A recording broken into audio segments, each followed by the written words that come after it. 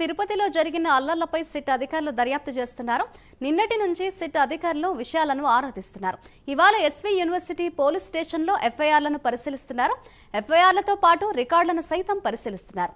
రికార్డుల పరిశీలన అనంతరం మహిళా యూనివర్సిటీలో సిట్ అధికారులు విచారణ జరపనున్నారు. విచారణ అనంతరం ఇవాళ సాయంత్రం ఈసీకి నివేదిక సమర్పించనున్నారు. సిట్ నివేదిక అనంతరం ఈసీ తదుపరి చర్యలను తీసుకోబోతోంది.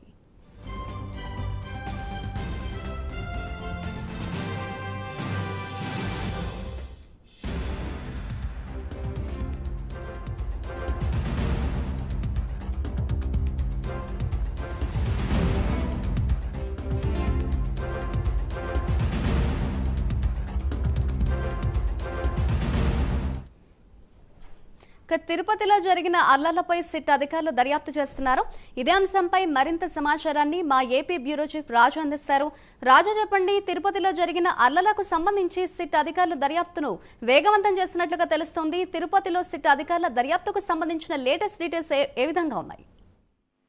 రైట్ మాధురి, పోలింగ్ రోజు అలాగే పోలింగ్ తర్వాత జరిగినటువంటి అల్లర్లకు సంబంధించి ప్రభుత్వం ఏర్పాటు చేసినటువంటి ఎన్నికల కమిషన్ ఏర్పాటు చేసినటువంటి సిట్ దర్యాప్తు వేగవంతంగా జరుగుతున్నటువంటి పరిస్థితి. ఇప్పటికే సిట్ అధికారుల బృందం తిరుపతిలో పర్యటిస్తోంది.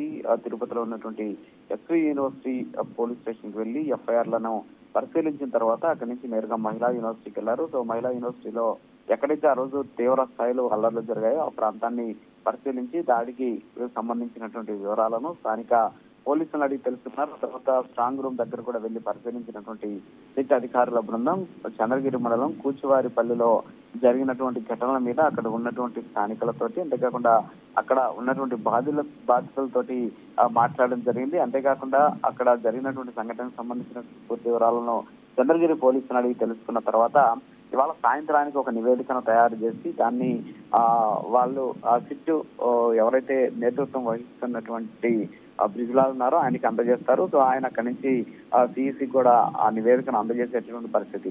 అయితే ప్రస్తుతానికి కేవలం తిరుపతి కాదు, అనంతపురం జిల్లా తాడిపత్రిలో కూడా ప్రస్తుతానికి అక్కడ ఏదైతే ఈ సిట్ అధికారుల బృందం పర్యటిస్తూ ఉన్నటువంటి పరిస్థితి. ఇప్పటికే తాడిపత్రి పోలీస్ స్టేషన్ లో రికార్డులను పరిశీలించినటువంటి అధికారులు అక్కడ మొత్తం 7 కేసులు నమోదైనట్టు, అంతేకాకుండా 91 మందిని అరెస్ట్ చేసినట్టు కూడా గుర్తించినటువంటి పరిస్థితి. మరి కాసేపట్లో జేసీ ప్రభాకర్ రెడ్డి అలాగే కేతిరెడ్డి పెద్దారెడ్డి ఇళ్లకు కూడా వెళ్లాలని చెప్పేసి ఆ సిట్ భావిస్తూ ఉన్నటువంటి సిచ్యువేషన్. మరి ఈ నేపథ్యంలోనే తాడిపత్రిలో పెద్ద ఎత్తున ర్యాపిడ్ యాక్షన్ ఫోర్స్ ను కూడా ఆ ఈసీ మోహరింపు చేసినటువంటి సిచ్యువేషన్ ఉంది. సో మొత్తానికైతే ఈ 2 ప్రాంతాల్లో జరిగిన అల్లర్లతో పాటు పల్నాడులో జరిగిన అల్లర్లకు సంబంధించి ఈ 3 బృందాలు ప్రత్యేక దర్యాప్తు చేసిన తర్వాత అసలు ఈ ఘటనలకు సంబంధించినటువంటి అంశాల పట్ల కూలంకషంగా పరిశీలించిన తర్వాత పూర్తి నివేదికను అందజేసేటటువంటి అవకాశం ఉంది. మరీ ముఖ్యంగా ఇప్పటి వరకు పోలీసులు పెట్టినటువంటి కేసులు, ఆ కేసుల్లో ఉంచినటువంటి సెక్షన్లు, అరెస్ట్ చేసినటువంటి వాళ్ళ వివరాలు, ఇంకా ఎంతమందిని అరెస్ట్ చేయాలి, ఇంకెవరి పేర్లతోటి ఆ ఎఫ్ఐఆర్లు నమోదు చేయాలి అనేటువంటి అంశాల మీద కూలంకషంగా